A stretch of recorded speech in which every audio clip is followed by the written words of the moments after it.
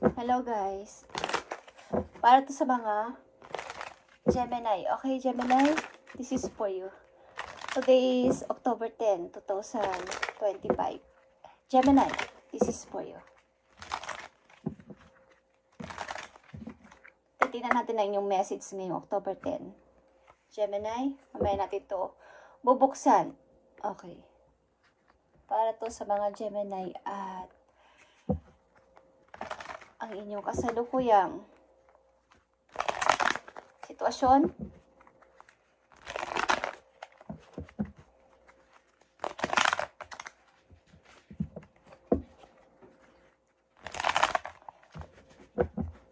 Kumusta na kayo guys sa mga Gemini? I need ng 4 messages dito.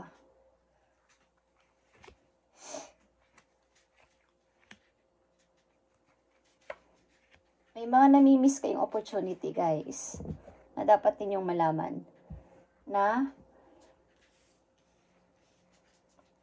sayang kung hindi clear yung inyong kaisipan is may namimiss kayong opportunity. Minsan is napapalagpas. Okay, sa mga Gemini. Mahalagang message sa mga Gemini ngayong October 10, 2025.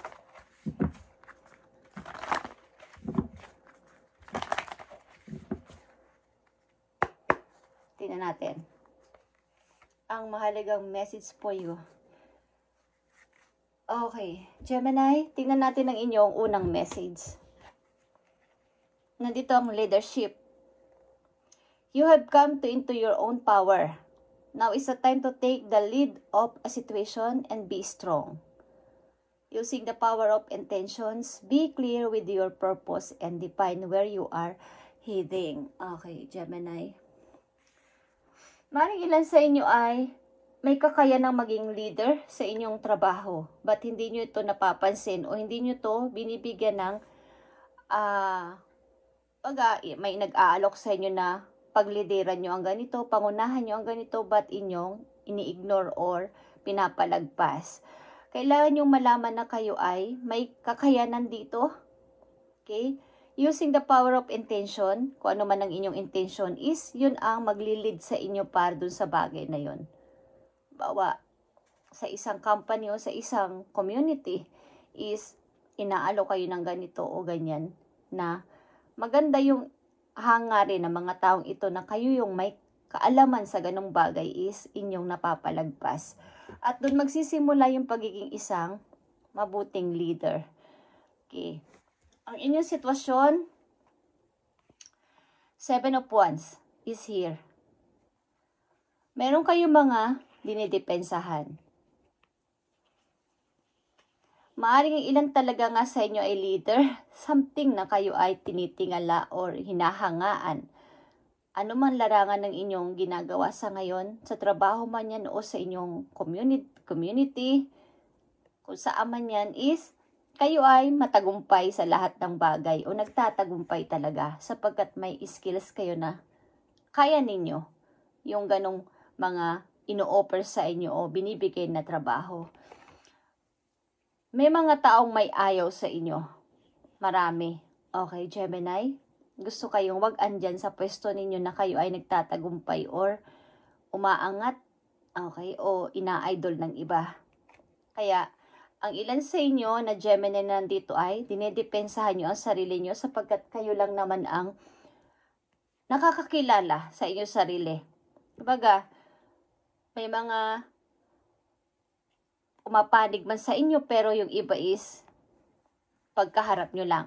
Kaya, ang ilan sa inyo ay nanatili sa inyong pwesto at dinedepensahan ang sarili nyo. Binibigyan nyo ng proteksyon ang sarili nyo sapagkat walang ibang pwedeng magproteksyon sa inyo kundi kayo lang. Okay? At pangalawang message sa inyo ay the Empress. Okay?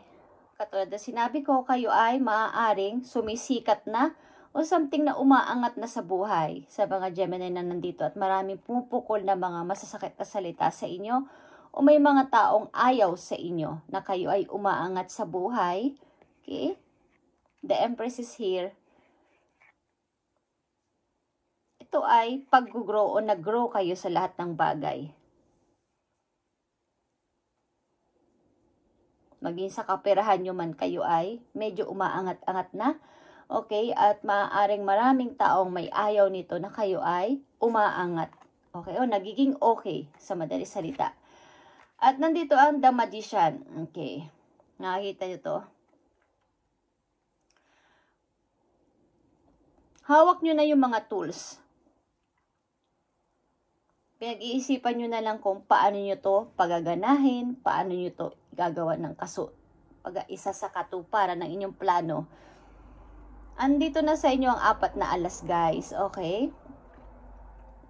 Baga sa isang magician, sa isang kumpas lang ng inyong kamay, kaya nyong gumawa ng trick. Something na magic sa mga magician. Okay. But, andito yung pag-iisip-isip pa. Paano nyo to? Bago nyo to i-reveal o bago nyo sabihin ang mga plano ninyo, kayo ay may mga pinag-iisipan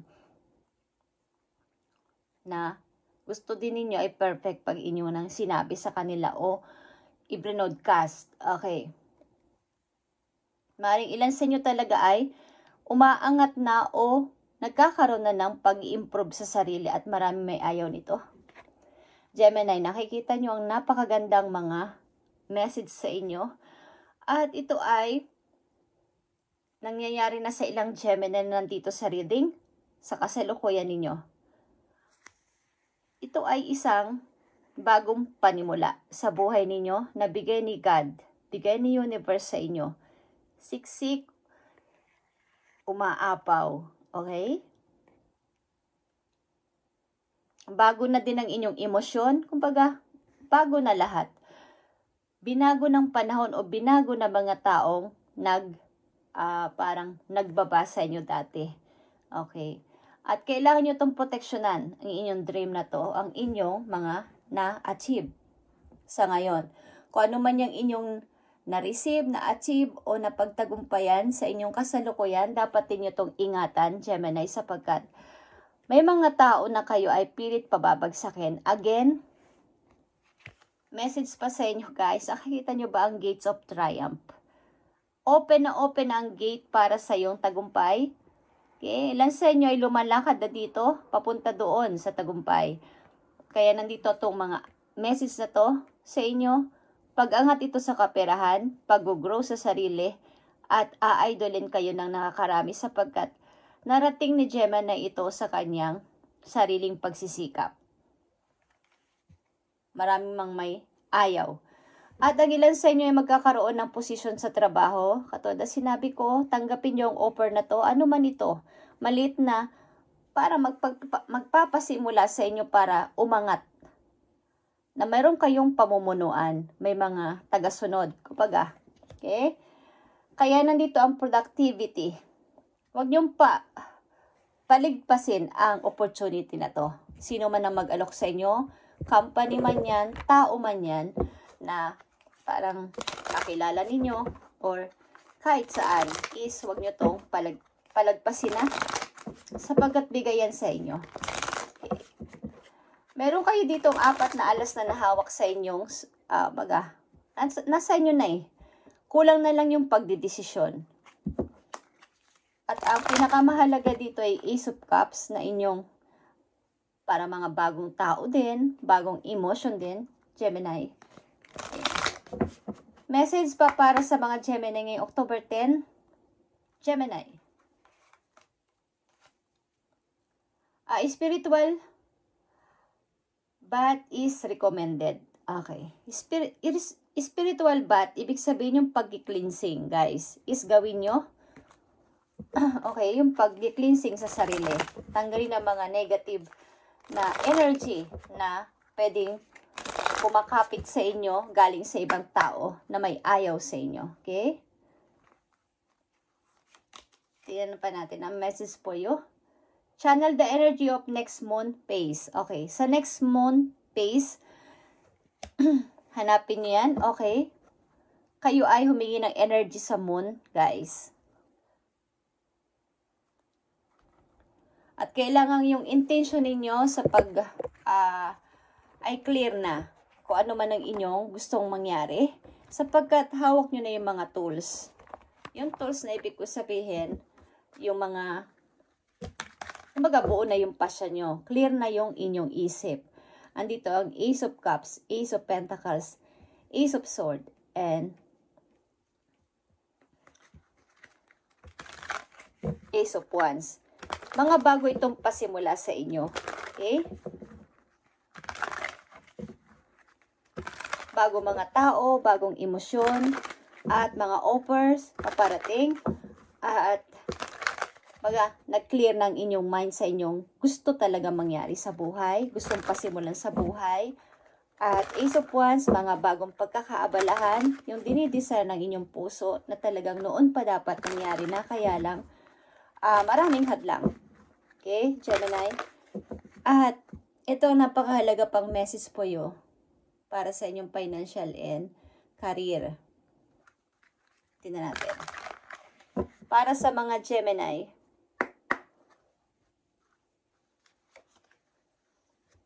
andito ang student. Marilang sa inyo ay may pinapaaral pa, guys, or kayo ay isang estudyante o gusto nyo pang pumasok sa school or mag-training, hindi man sa school o mag-train pa. You could be pursue higher education or working for school district. Okay. Maring kayo ay iisip na magturo, nag-iisip na maging teacher or something. Ang ilan sa mga Gemini. Or mga mentor, yung mga nag-a-advise, mga speaker, work with a mentor to acquire new skills or learn how to implement your plans.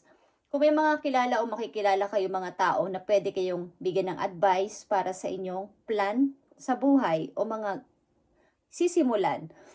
Katulad ng sinabi ko, meron kayong plano, kaya lang pag-iisip pa at maaring paghahanap ng mga strategy o technique sa inyong plano is gusto nyo pang malaman bago nyo i-reveal o i-broadcast ito.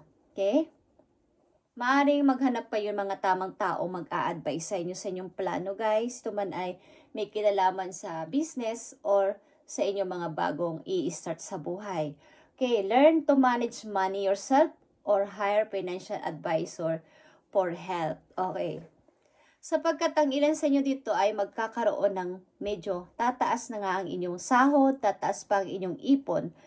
So, katulad ng The Empress, okay, kaya nandito, magkakaroon kayo ng freedom sa kaperahan. Kaya ito'y inyong ingatan, guys, at maaaring dapat i-manage nyo ang pag-ipon at paano pagtatabi, pagmamanage no money na inyong mga matatanggap o masasahod, guys. Simula sa araw na to ay magbubukas ang gate o bukas na ang gate para sa inyong tagumpay. Maaaring talaga may mga offer na paparating 100%. Kaya huwag nyo itong paligtasin.